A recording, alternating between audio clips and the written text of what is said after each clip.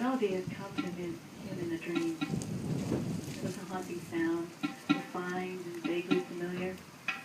It came to the absolute silence of an old growth cedar forest, not yet ravaged by the steel saws. Something in the music drove him out of his body and invited him to a sacred dance. The vision of the forest, still vivid in his floating body. Although he was wandering in search of something he did not know, he felt a new sense of peace and purpose, not unlike a thirsty land quenched at last by replenishing rain. At first light, was the dream more real than any event in his recent memory. Bernard closed the doors of his cabin and set out in the direction of the dawn. The music had come to the young man in his sleep, breaking the silence of his waking hours, which had been silent since he was 5 years old. But now, following the surge of the music in his inner ear, he walked purposely beyond the lake and the surrounding autumn landscape of his home.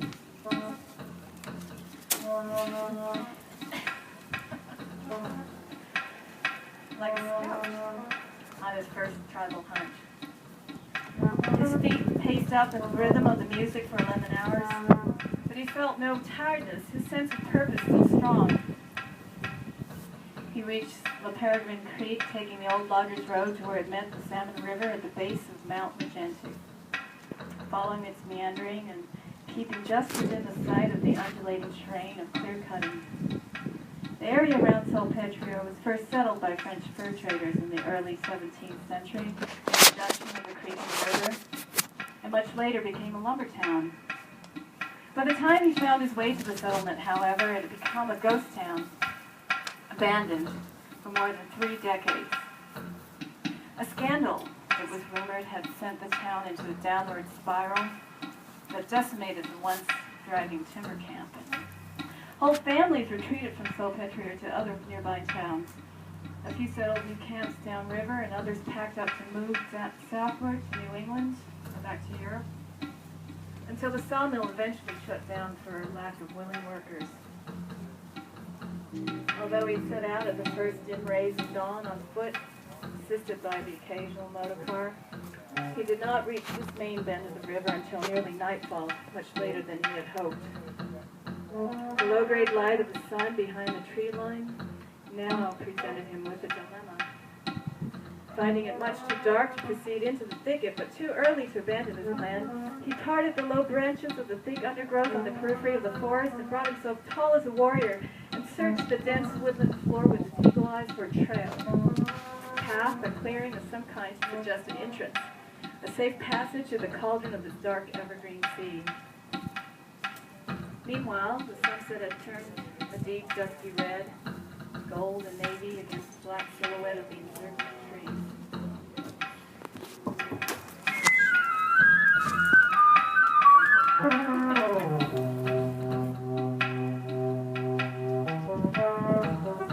Directly above, a white crescent moon made her half-sliver appearance, followed by the North Star, a frozen spark above the horizon's diminishing bonfire. He considered whether to enter the dense forest, which would inevitably obliterate the illumination of moonlight. With his sense of purpose still strong, he was keen to advance into the belly of the beast and discover the source of the pull, which, like a fishhook, had lodged itself in a central space in his inner ear and was now working its magic to reel him in.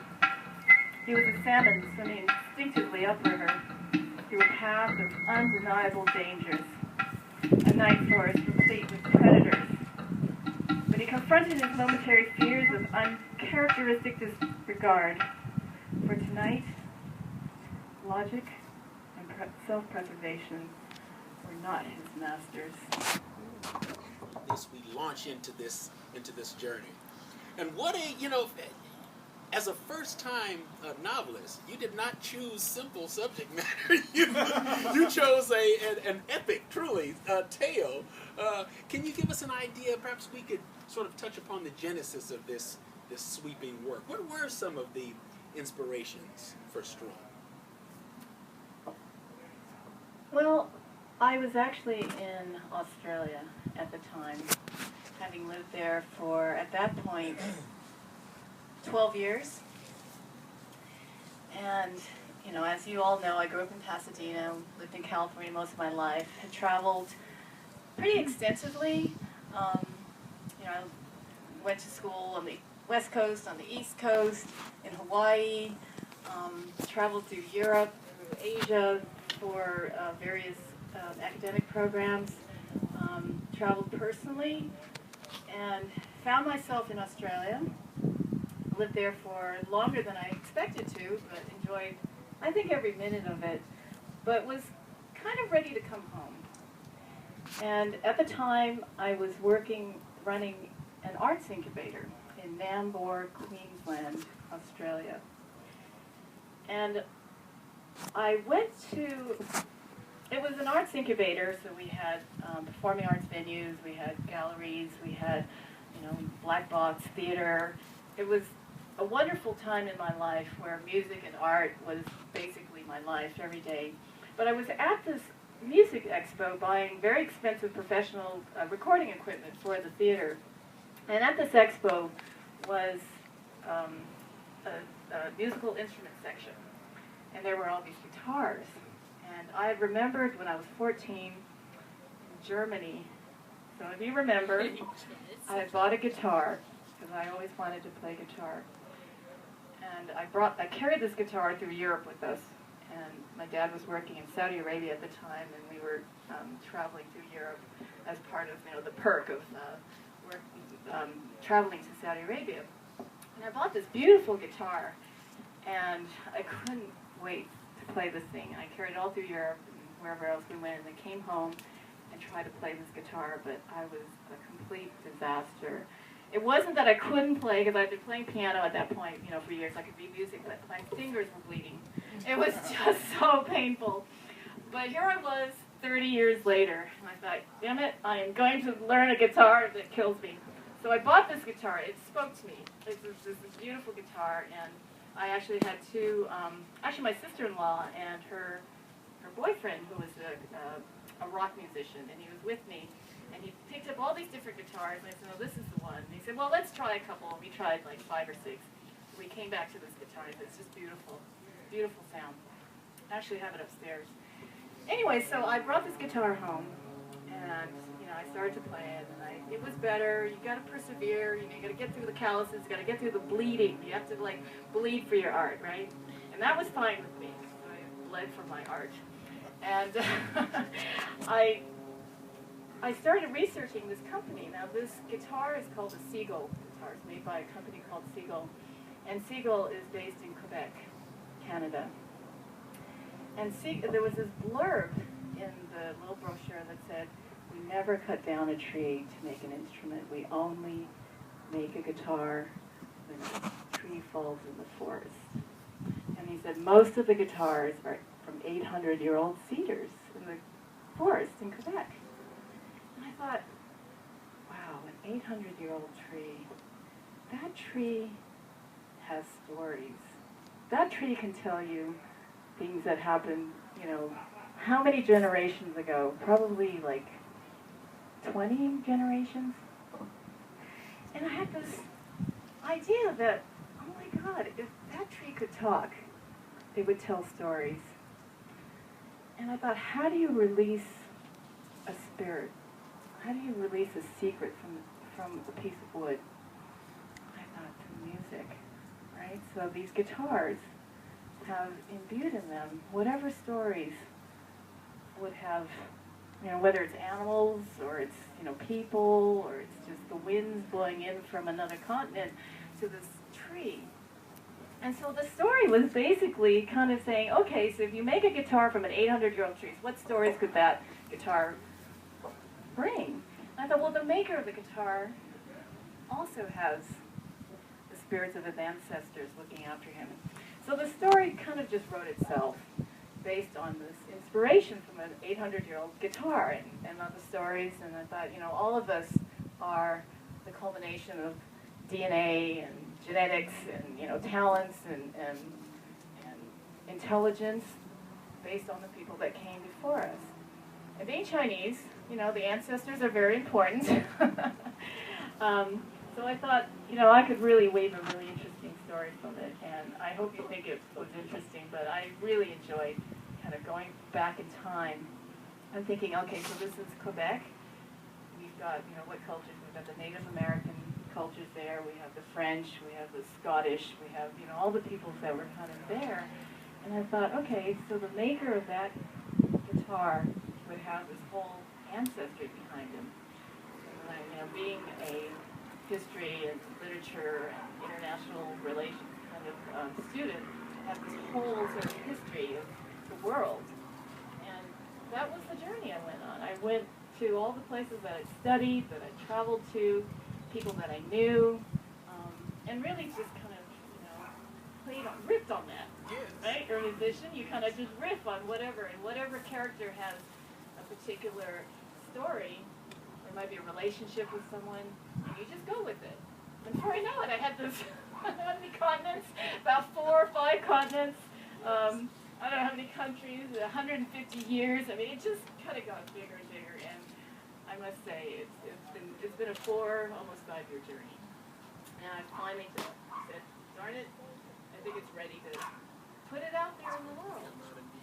Well, and the journey that we as the readers get to take is quite fascinating because jumping through time and across geography and uncovering the various histories of these people, some of them tragic, some of them thrilling, a lot of it moving in many ways. And the guitars float through all of this. And there's a wonderful way that you have of expressing the power that these instruments have. The music that issues forth from them, the emotions that are stirred, poetic at times, spiritual, sensual quite often. Talk a bit about how the instruments are sort of the conduit for the storytelling, for the emotions, for the lives that you're sharing with us. Well, I purposely did 2 guitars because I wanted them basically to go in opposite directions around the world. And I knew there was this whole, you know, European Western tradition, and then there's a whole Eastern tradition. And I love the idea of them coming together, you know, like going in opposite directions. So, you know, it turned out the story kind of, as I said, wrote itself, but Bernard, the maker of the guitar, you know, he's a Native American, but he's adopted by this kind of, you know, white Caucasian family who's kind of taken him in. And then he has this lover, a girlfriend, completely smitten with, but she goes on and marries somebody else, but he still gives her this guitar, and he says, you know, take it with you wherever you're going, just take it, just go. And so she goes to Europe, and it just so happens his family, his adopted family, you know, they've been sort of toying with the idea of becoming missionaries and, you know, going to somewhere in the world and doing good. And so it kind of like the opposite, like you would have thought they'd go to Europe, but instead they go to Asia and she goes to Europe. And the guitar is pretty much almost as a literary convention, kind of just following their path. So it's sort of the people that come in contact with the instrument really kind of impact the lives of the person that carries this guitar with them. But the guitars themselves are highly acceptable for, say, a Native American to be, you know, kind of in love with a French woman, even though it happened all the time. But as it says in the story, you know, the métis, or the, you know, half native and half Europeans, had a very difficult time. And in Australia, it was the same story. You heard it over and over again, the Aboriginals and the white people and, you know, and the mixed race children that came out of it had terrible lives. They would kidnap them and take them and, you know, put them in colonies by themselves because they didn't want the rest of the population to kind of get mixed, because that was not a good thing. So I remember, you know, being in Australia, and that was still a recurring thing, that these stolen generation of kids were growing up and didn't know their culture, didn't know their parents. You know, it was really not a happy scene. And I remember just, you know, the work I did in the cultural sector, that was a very important. That was a very important kind of theme to talk through.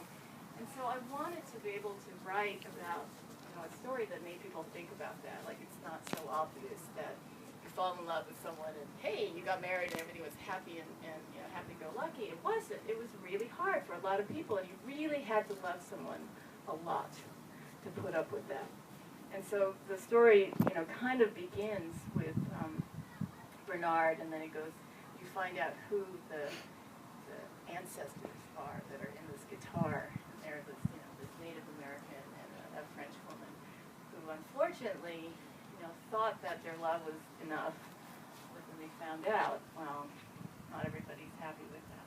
So that's one story. And then going back further in time, this French woman, you know, her mother, and you know what she went through, and that's another story. I won't give away, but it's, you know, it's very passionate, but it was an opportunity to just go back and visit some beautiful landscapes, because I really enjoyed writing them and just writing about the love. Yes, I definitely want to ask you about the geography of it, because you are a world traveler. But you've said a couple of times that these are very passionate romances. Yes. And I can tell you that, yes, keep a towel or a fan or something close by. Very, very elegant, but hot. Okay. Let's just put it out there. I have to admit, you know, I've talked to a lot of publishers and writers and, you know, reviewers, and they're like, you know, unless it's going to draw people in and read your book, don't even start. So I thought, you know, it is about love, it's about generations, it's about family, and I hate to admit it, but there's sex involved. There's nothing wrong with sex. There is absolutely nothing wrong with it, but I try to keep it so that, you know, it really evokes a mood, a passion, a feeling of, you know, intense desire. And the desire is okay, but that's what procreation's about. You got to have that spark. Otherwise, All kidding aside, I really do want to underscore what you said, because what's beautiful, it is beautiful the way you discuss the feel. There is the image of Lorraine lying on that big bed. so you've read it, Cameron. I wasn't sure. Lying on the big bed in Paris with little more than the guitar on top of it. But we're having a lot of fun right Yes, now. yes. But we're pointing out that in talking about in evoking the sensual quality, the focus is always on the very intense feelings that these characters have for one another, and as they struggle through life in various ways. Well, I wanted to talk about the personalities of the artist, you know, the musician. Without that passion, you cannot be an artist. I mean, full stop. You have to be able to feel that sort of need, that desire, that passion that drives you to do whatever it is, whether it's music or it's art or it's writing or whatever. You really just have to like be driven by it. And I remember, you know, many years ago, like writing when I was about 12, and you know, I'm just kind of dabbling in it. And I was an English major, and I've always wanted to be a writer. But then I got so distracted by life and, you know, making a living and all those things. And I had to say to myself, do I need to write? Do I need to be an artist? Do I have to do this, or can I just let it go? And I confess I've let many years go by without, you know, I mean, I always was a painter. I was always a writer, you know, writing business plans more than anything else. And, you know, grants. Those, you know, that know me know I write a lot of grants. And, you know, it doesn't necessarily feed us. It feeds us in one way, you know, put food on the table, but it doesn't feed your soul. And so, you know, my stories are very much about this family of artists. And where do you get that talent? Where do you get that passion? Well, it's going to be from your ancestors. It just doesn't come because you feel like it. You have to have that sensibility, or you have to have that talent, you have to have that drive, or whatever it is. So my story is very much also about, you know, where do those talents come from? You know, if you see like a prodigy, it's not a coincidence that they're a prodigy. They're a prodigy because someone back in time had that talent, and it just comes up 3 generations later. So I wanted to write about that a little bit, right? So when it comes to passion, and, you know, in relationships, I think, you know, all of us have it in us, obviously. We all fall in love. We're all, you know, the same species. But there's some of us that are a little just little bit more. Well, your writing style really is filled with very vivid and very evocative imagery.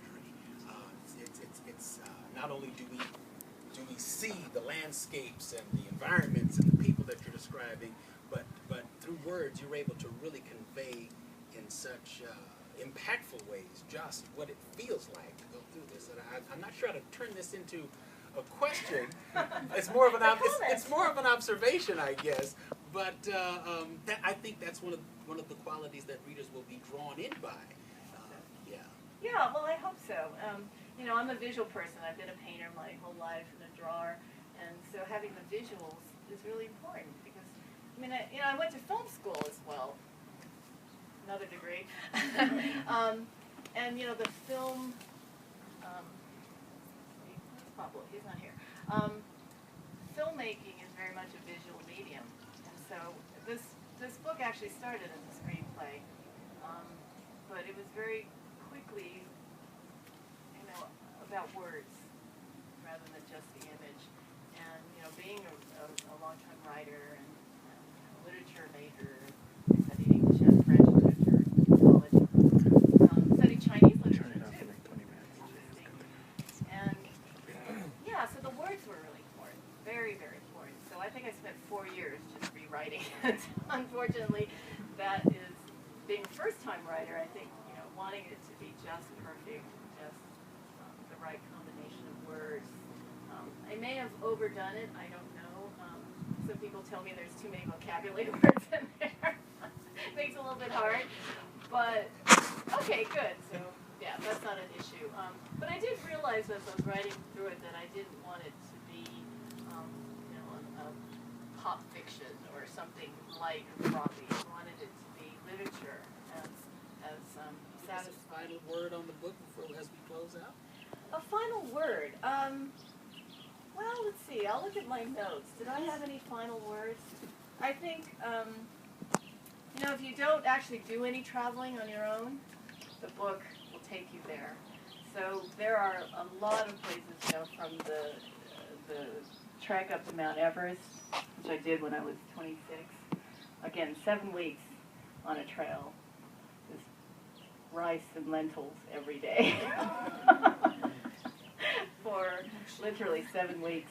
I did the trail from the trailhead.